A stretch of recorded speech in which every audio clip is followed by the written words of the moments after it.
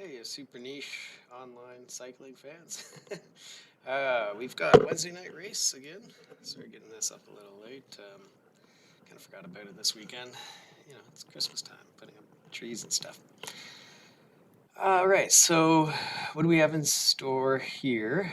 We've got the Richmond course. This course is, of course, renowned for the Three Sisters climb that happens at the end of a long lap, which is it's long enough that it definitely does a lot of damage to any groups. But the nice thing is there's a big long lead into it, so which is relatively flat. There's a couple little drags, but enough that I suspected we would stay together at least until the first go over. So yeah, here we go. Just kick things off with a big acceleration. Make sure we stay with the group here. Oh man, sorry, my rabbit is eating one of my puzzles.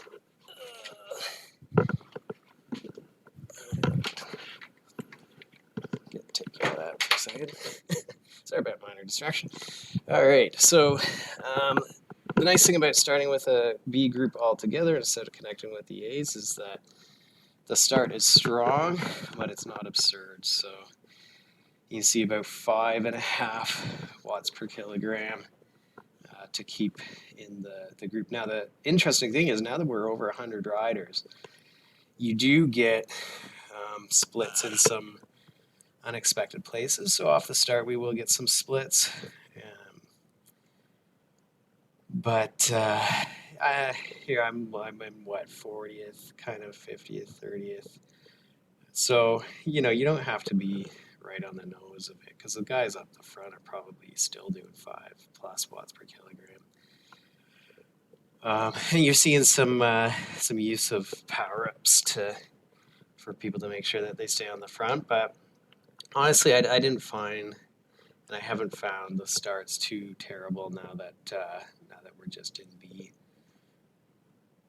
But you can see we're strung out the back there, and there will be some gaps that form here. But we end up with as expected, a pretty massive bunch going in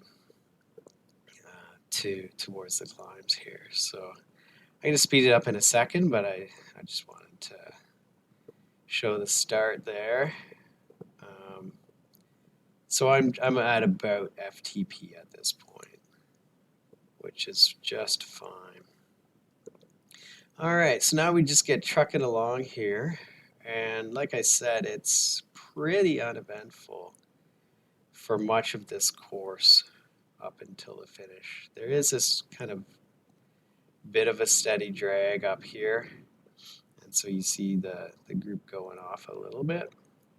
But again, I'm not really breaking 300 watts ever sitting in this pack. My bike choice for this race is I went with a light bike because I knew all the action was going to be on the climbs. On a flat, primarily flat course, a lot of people would maybe go aero here. But, as long as you're not,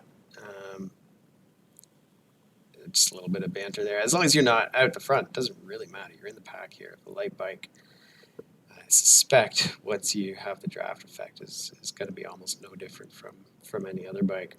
I do use the NV 3.2 wheels, which do have a little bit of a better aerodynamics than some of the slightly lighter wheels.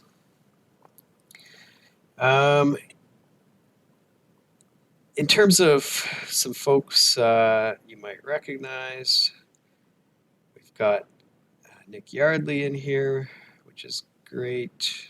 Jason Hamlin from Swazzer, Ian Hillis, Roth from Swazzer as well. Sonny's in here, so it's just getting to know Sonny from racing on the Zwift rides together. Of course, Luke Egowitz, fellow multi-sport athlete. So it's really great to see a lot of the same old folks together.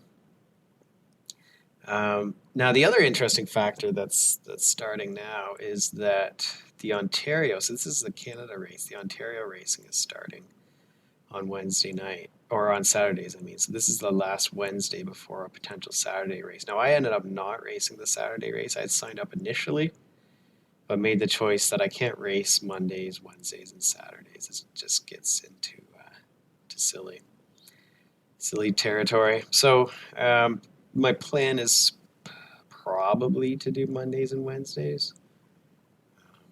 We'll see. I do enjoy, we've got some Saturday group riding going on. All right, so here we come into the main event of this race, which is the climbs. You know, unfortunately, I'm already at 178 beats per minute. Just this kind of acceleration into the climb. So you do get these kind of rushes to get started. So we're doing already over 300 watts on this first little kind of kick up. And really, you just I don't want to let anyone go too far up here. So, you know, I'm not gonna pace this smart. I'm gonna go bananas. And unfortunately, no power up here to help me. So, you know, you can pretty much tell where the legs are at once you hit this first corner, and it really kicks up. And and there's Noah Miller. That's great to have Noah back. He's a local rider here where I am, and hadn't been on the Zwift as much. So he, I think he got an upgrade from this race. Just hammered up this climb. And so yeah, so right here I'm at 184 beats per minute, doing 5 watts per kilogram, and I'm gassed. So it was pretty clear. Front group was not in the cards for me today, and so just gonna give it all I got and hope. You know, ideal scenario is we end up with a large pack. That brings back the front.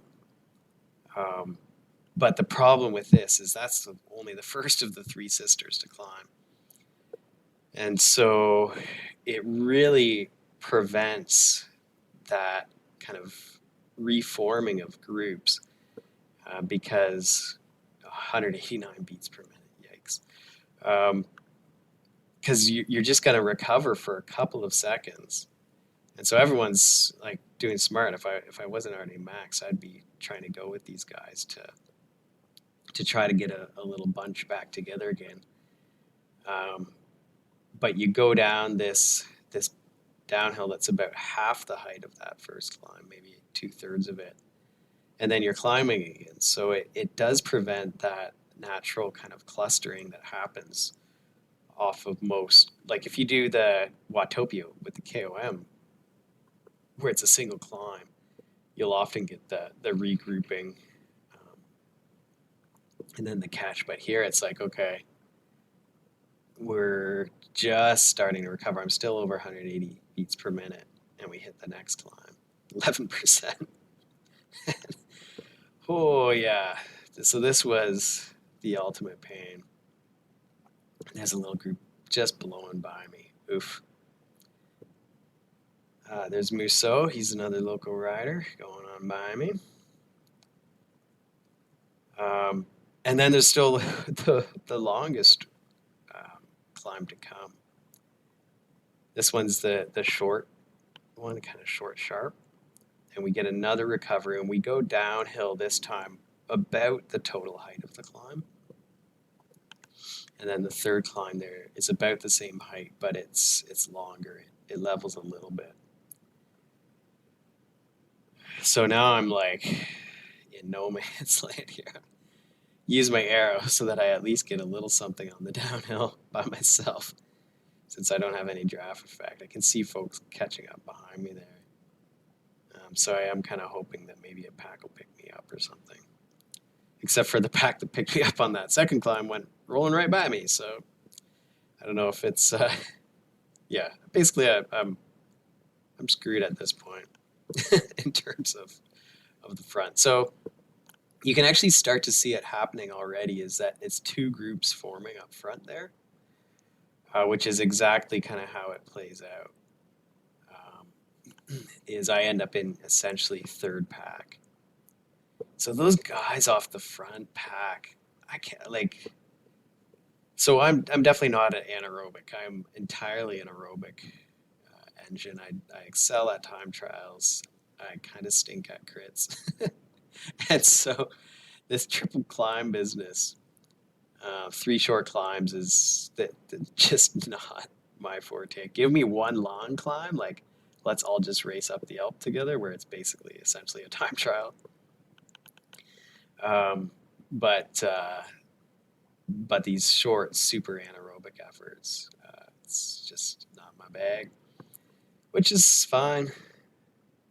Um, I mean, I'm still third pack out of 100 riders, and can't complain about that. So, and this is where I decide I just got to stay. So it's like, okay, if I can just hold with these guys, maybe we'll catch a couple stragglers, maybe some folks will catch up to us, and then just hoping, ideally, that those two groups in front of us don't combine together. Because there's now 35 riders up ahead of us. If they're a group of 17 and a group of 18, it's a lot better for our chances of catching them than if they become a group of 35, which fortunately this hill does. It continues to stretch everyone out. So like, look at the map. It's all to pieces again. And I'm just, pinned right on these guys. Tangway is someone I've seen quite a bit. I feel I recognize his name from these races. I got Kyle Orick right behind me, former local rider. It's moved away. And this climb here, you'll see as we go around this corner, we kind of get over the worst of it, and then it's this painful, endless, slight drag up to that finish banner. You can see up there just a couple percent, 3%, which just keeps you right on the rivet. It feels never ending. But yeah, I was happy to pick my group and stick with them at least. You can see I'm just suffering. So we do pick up a couple folks along the way here, you'll see. There I'm riding with Sonny Chu. We catch these guys ahead of us. I'm almost positive. And you can see on the map there that there are quite a few isolated riders. Yeah, here we go. Pick those guys up. And some more, I believe. And so you can see that group behind us with Kyle, they caught up as to us with about 5 riders. So now we're rolling a decent sized group. Yeah, here we pick up a couple more up there. And I start to see James Eaton's name in the group ahead of us, which is a rider that I end up kind of in the same pack with very often. So I was like, oh, I think we might be able to pick these guys up because it's a long, like we've probably got about an 8K lap here. And we're trucking now. We picked up Muso's group there. So I was like, oh, I think we might be able to catch these guys before the climb, which would be really ideal. So then we're second pack instead of third pack. And you can see they're still sweeping up folks who've been dropped out of the lead group. So it is, it's this kind of funny group versus group. But of course, no one really wants to do a ton of work on the front of their group, whether you're the chased or the chasers. So especially when you're already rolling along at 46, 47, it's a lot of work you got to be doing like 4.1, 4.2 to be having any impact on the front of the group. So we do slowly start to get closer to these guys, which it turns out was just all we needed to take a couple of them on the climb. So you'll see that in a second here. So I'm guessing they're essentially about 2 groups of 15 ahead of us. That lead group is just humming. Like, look at that. They've stretched their lead on the flats. So they're miles ahead of us. But this other group is now just, what, 10 seconds or less? 11 seconds ahead of us. Which is, yeah, perfect for a potential catch on the last climb. And aiming for a potential top 30 position, which I should probably look up what my actual finishing position was. All right, so here we go in the final business. So you can see they're just in sight there. And hope to get a second advantage. It's probably about 6 seconds, 7 seconds maybe. And now we're up and over the Three Sisters again. So at this point, you know, it's hardly worth even thinking about going with your group. It's just going to be every person for themselves before too long. Like, you get a bit of a draft effect here because we're still doing 27, 28 kilometers an hour. But you're almost better to just put yourself at the front of the pack if you can, to go up and over that hill and not have to get around wheels, you know, where you're stuck on that, a bit of that draft effect that sometimes can hold you back when you're trying to pass on a climb. And look at that front group is already, the back end of that second group is already only 2 seconds off us. So this is great opportunity to crack that top 30 position, since some of them are sliding backwards. I've got the feather, which is great. Always, if I have a feather here, I use it at that, just after that first turn where you get that steep pitch plus the cobbles. That's the part that I find is hardest on this climb. I find once you get into those twists and turns, it levels out a little bit right here, and you can already see the banner. So it feels almost over before you know it, because it is a little shallower at the start. So that's why I use that feather a bit early on the climb, because I find it goes by relatively quickly. Now this is the tricky part, where ideally you've got a little group to go down the hills with, because that's where that arrow really matters on the downhill. Oh yeah, there's Adam Chella too. I forgot to mention Adam's back. He's another local rider. I think he said he's done 3 rides since April or something like that. So great to have Adam back in the pack. So I do use my draft here to keep with the pack pulling me across the flats and the downhills here.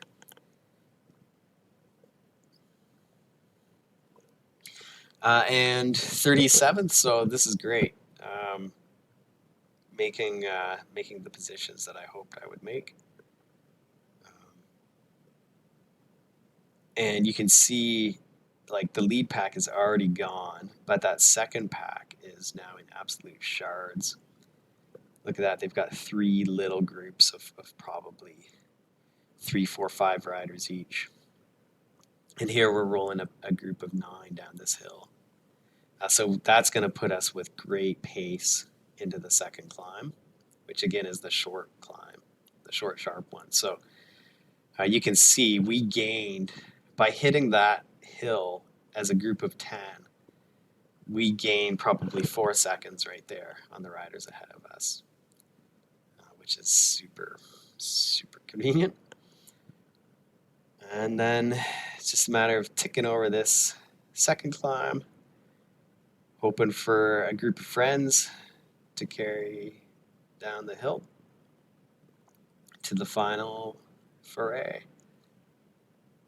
The lead pack is finished already.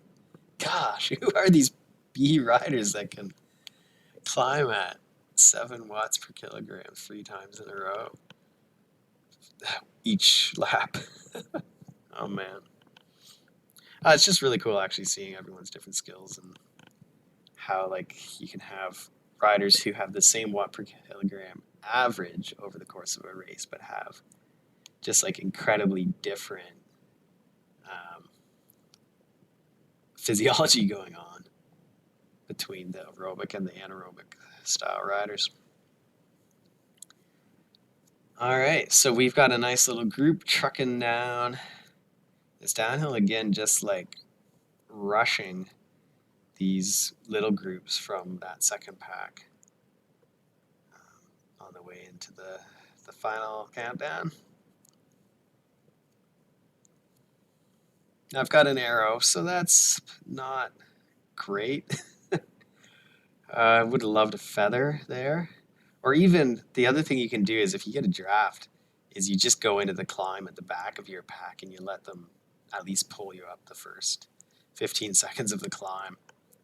So I was like, well, you know, at least what I can do is I can wait to use my arrow till where it kind of levels off before the finish line a bit. Maybe secure that top 30. But yeah, again, you can see we're catching that group ahead of us because we've got this nice little crowd. So there's Ian Hillis, just 7 seconds up ahead now. And our group's doing a good work to pull us into the climb. And then here we go for the final climb. Now Ian did stay ahead of me. So great job, Ian. What an awesome result. At 3.7 watts per kilogram for 46 minutes. And he got 23rd in this race. That's awesome. Sunny Chu, who had been rolling with me, also 3.7 watts. He got 20th. So that's awesome. Nick Yardley, Powerhouse got 14th. Egowitz got 11th. And Larry Bradley is bumped up to A, so we miss you, Larry. And I ended up here. And I'm looking at the Zwift Power, which is why it doesn't exactly match up the numbers on the screen, in 26. So it's good. I ended up with my top 30 here. It's where I roll James Eaton right near the finish line. I think he was 2 spots behind. Yeah, he was in 28th. So that, you know, we caught that second pack, a good chunk of them, which is great. Great teamwork from my third pack to get us up there. And Roth, Musso, Oric, and Laporte were all just a little bit behind after this climb. So yeah, use my arrow because this is the flattest part. Which, what did that give me? That got me 1 spot. Oh, maybe I get rolled. Ooh. All right, that's it for this race. And we got some climbing, some mega climbing up next week, I believe. So thanks for riding along.